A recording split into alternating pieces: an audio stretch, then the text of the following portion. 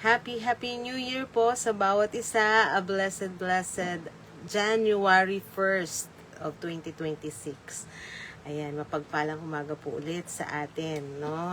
Tayo ay gaganap ng ating morning devotion ngayong January 1. Ayan, napakahalagang gawain na hindi natin dapat makaligtaan, no?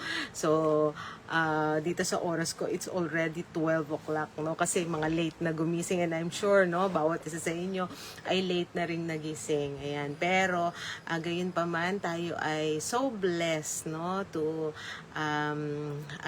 salubungin, to welcoming, no, the 2026, no, ang New Year 2026. Ayan, at bago tayo mag-start, katulad po ng dati, batiin ko muna si Ading Shirley. A blessed morning sa iyo, Ading Shirley. At meron pa tayong kasama si Brother Narves.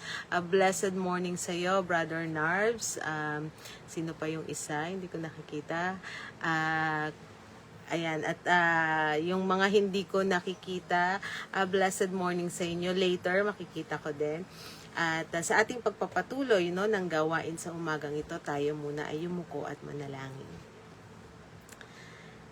Ama naming Diyos na makapangyarihan sa lahat, maraming salamat po, Panginoon, sa oras na ito, sa pagkakataon na ito na muli kami ay magbubulay-bulay sa iyong banal na salita, Panginoon, na hinanda mo sa bawat isa sa amin, Panginoon, na aming siyang tatanggapin at malaking pagpapala sa aming buhay. Samahan mo kami, Panginoon, sa gawaing ito. Buksan mo ang aming puso't isipan sa pagtanggap ng iyong mga salita. At tulungan mo, Panginoon, na ito ay patuloy na magliwanag sa aming mga buhay. Gabayan mo po ang bawat isa sa amin, ang lahat ng mga mahal namin sa buhay. Nasa ang dako man sila, Panginoon, ano man ang kanilang pinagkakaabalahan. Gabayan mo sila, ingatan mo sila. At tulungan mo, Panginoon, na patuloy namin silang makasama sa gawain, Panginoon, at pagpupuri sa iyo. Patuloy mo ring haplusin ang iyong mga anak na dumaraan sa mga pagkakasakit at mga pagsubok sa buhay. Maraming salamat, Panginoon, dahil sa nagtaang taon kami ay iyong tinulungan sa mga pagsubok at muli naming hinihiling, Panginoon, ang iyong gabay at ang iyong tulong, Panginoon, sa pagharap namin sa bagong taon na ito. Samahan mo po ang iyong lingkod sa pagbabahagi ng iyong banal na salita at kasyahan mo po kami lahat ng iyong banal na spirito at patuloy na linisin kami, Panginoon, at gawing katanggap-tanggap sa iyong harapan. Muli ang lahat ng ito'y dalangin namin sa matamis na pangalan ni Jesus. Amen. Amen. A blessed morning, no? A blessed morning kay Pastor Bricks. Ayan, a blessed morning din sa lahat ng mga kasama ninyo sa inyong mga tahanan. Sa January 1st, sa araw na ito, no, ang title ng ating morning devotion is Sowing Seeds of Righteousness in the New Year. Ayan. So, very timely. Ito yung ating pagbubulay-bulayan, no, sa umagang ito. At ang ating teksto na pagbabatayan ay ang matatagpuan natin, no, sa Lumang Tipan, sa aklat ni Hosea, ano, sa aklat ng Hosea, kapitulo 10, versikulo 12. Ayan. So, Hosea chapter 10, verse 12. Ito po yung sinasabi sa English. Sow for yourselves righteousness. Reap the fruit of unfailing love, and break up your unplowed ground. For it is time to seek the Lord until He comes and showers righteousness upon you. Ayan, amen. Basbasan nawa ng Diyos ang pagkabasa, no, ng banal na kasulatan. Napakagandang verse na ating pagbubulay-bulayan sa ngayon, no, sa unang araw ng taong 2026, no. So sa pagpasok nitong taon na ito, no, we are reminded, no, yung verse na binasa ko, na every new beginning is an opportunity to start anew. Yon, isa yun sa bagay na mariremind tayo, no, dun sa pagkakabasa natin ng banal na kasulatan na yun, no.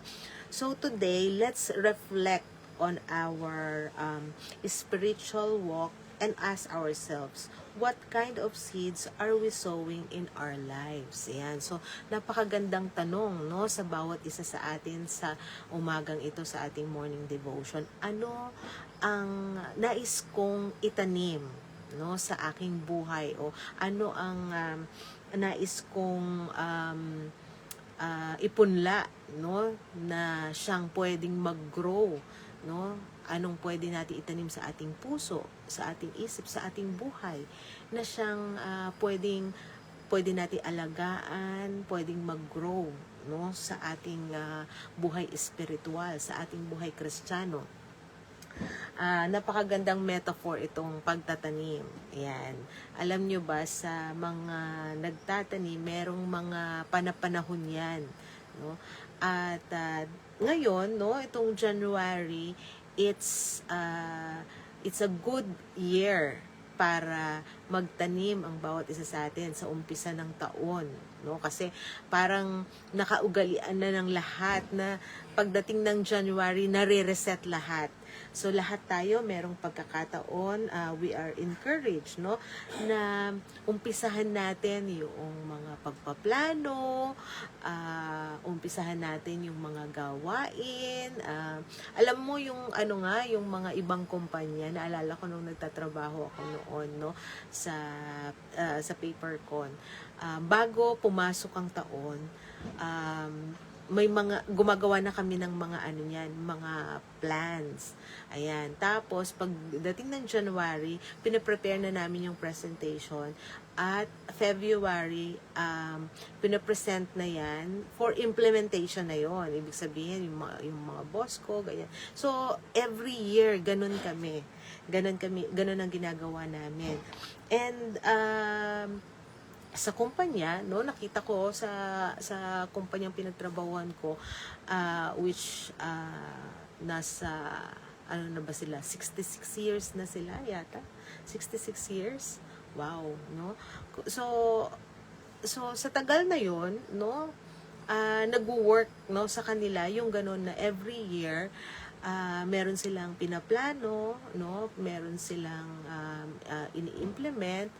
Pero I'm sure, no, kasi yung mga boss ko rin doon ay mga Christians, and pinipray din nila bago kami mag-start ng presentation namin. Meron kaming prayer. Yan. So napakahalaga na syempre umpisahan natin, no, yung ating mga plano with a prayer, no. Ipanalangin natin sa ating Panginoong Diyos, humingi tayo ng gabay sa ating pagpaplano. Ayan. Katulad nga nung sabi ko nga, no, yung pagtatanim, no, magandang metaphor, no, sa ating buhay Kristiyano. Bakit, no? So katulad nga dito sa aklat ng Hosea na binasa natin, no, sa Hosea 10:12, no, ini-encourage tayo na to sow our seeds, no, to sow ourselves, no, with righteousness, yung magtanim tayo ng kabutihan, na ang ibig sabihin, no, na magandang unawain natin, ano, na ibig sabihin nito, kailangan nating i-pursue, no, sa ating buhay yung pagsunod natin sa salita ng Panginoong Diyos. So yun yung number 1, no, para makapagtanim tayo ng righteousness, dapat i-pursue din natin itong katulad nitong ating ginagawa, no, pakikinig ng banal na salita, at pagsunod, no, natin sa salita ng ating Panginoong Diyos. Ikalawa, syempre yung seeking justice, no? Hanapin natin sa ating buhay yung tayo ay pantay-pantay sa ating pagtingin sa ating kapwa, wala tayong ano ba yung tawag doon, yung bang ito kailangan ko tong igalang kasi nasa politika to, tapos ito ay okay lang yan kasi so walang justice doon, no? Kumbaga lahat tayo pare-pares na mahal tayo ng ating Panginoong Diyos. Yung pag-ibig niya sa atin ay pare-parehas, no? Kaya dapat lang bilang tagasunod ng ating Panginoong Diyos, ibigin din natin yung ating kapwa, no? Kung paano natin iniibig yung ating sarili, kung paano natin ginagalang, no? Yung ating mga mahal sa buhay, igaling din natin, no? Yung mga kapwang nakakasalamuhan natin. So, in that way, we have justice, no? Meron tayong tamang katwiran, no, sa bawat isa sa ating kapwa. Yan. So, and third, no, yung living with integrity. So, ano ba yung mga bagay na magkakaroon tayo ng integrity? Una, syempre, yung pagkapit natin sa salita ng ating Panginoong Diyos at pagsunod natin dyan, it will help us, no, na magkaroon tayo ng integrity sa paningin ng ating kapwa, ng ating Panginoon, no, yung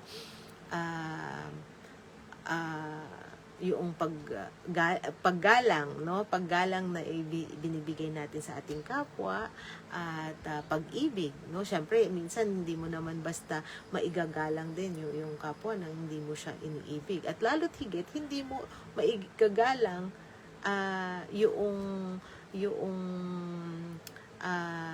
ibang tao kung wala kang paggalang din, no, sa iyong sarili. So, yung integrity, ibig sabihin, gusto mong magkaroon ka ng mabuting,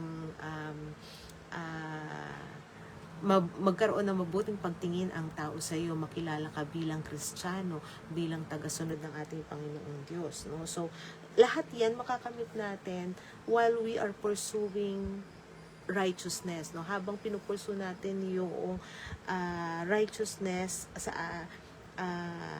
sa salita ng ating Panginoong Diyos, yan, mabibuild yan sa atin, no? So, isa ito sa magandang bagay na itatanim natin ngayong January 2026, no? So, when we sow righteousness, we reap the fruit of unfailing love, a love that never fades and never forgets, no? So, napakaganda, no, na ipursu natin itong righteousness dahil ito ay magbubunga, no, ng pag-ibig.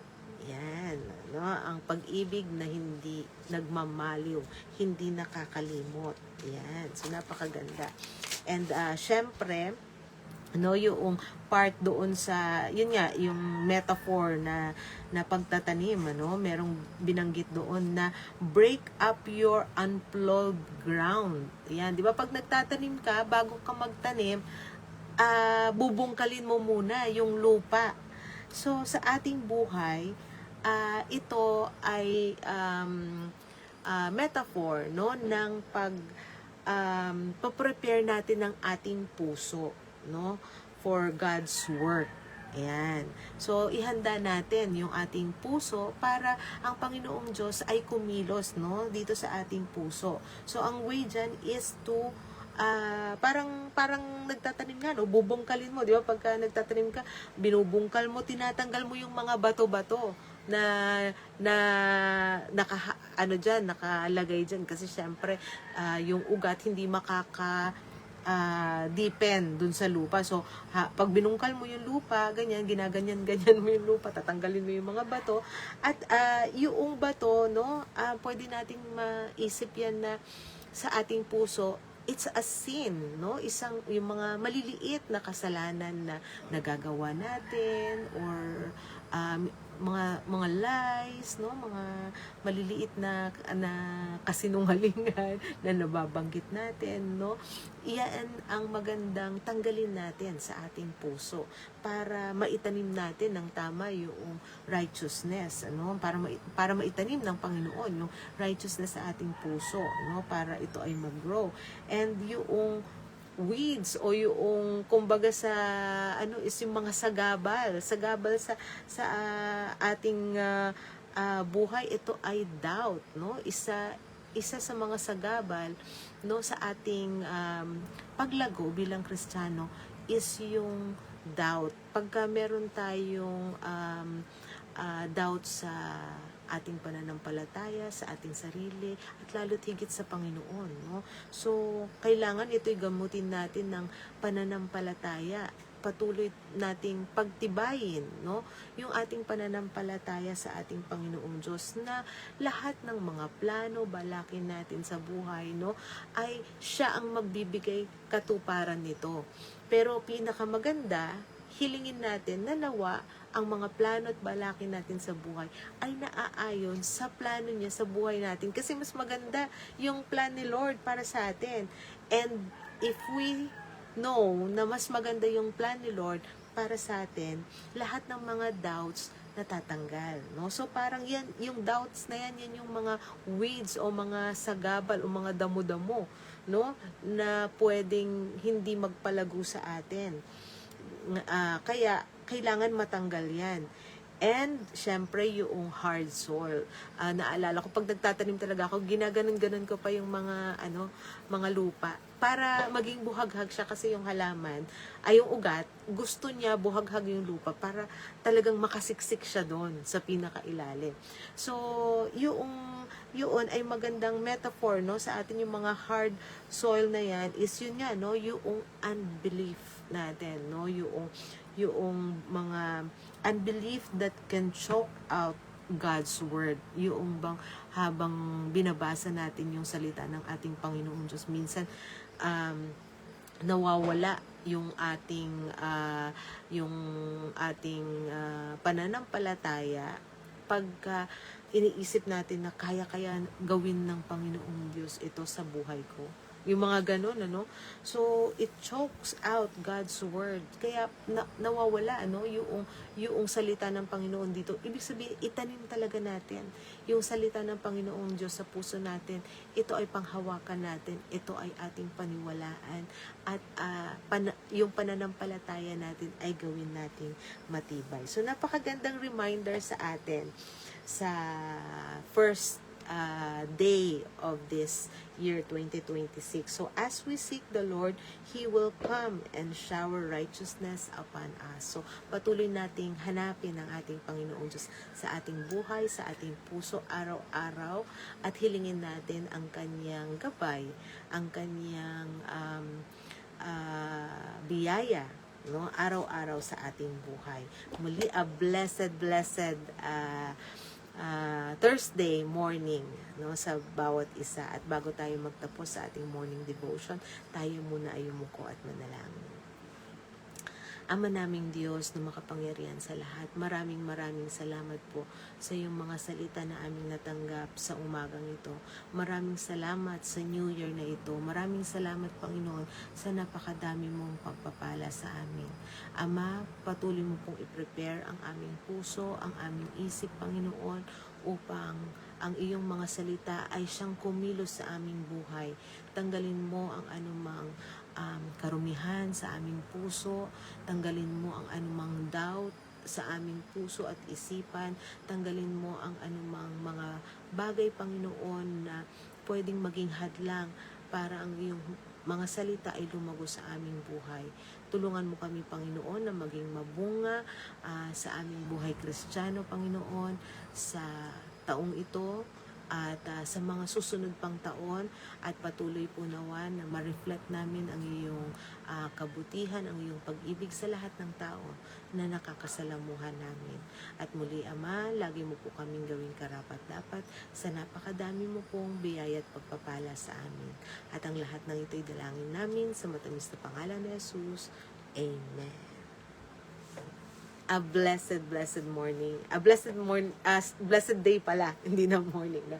A blessed day sa bawat isa sa atin, and see you again tomorrow. God bless.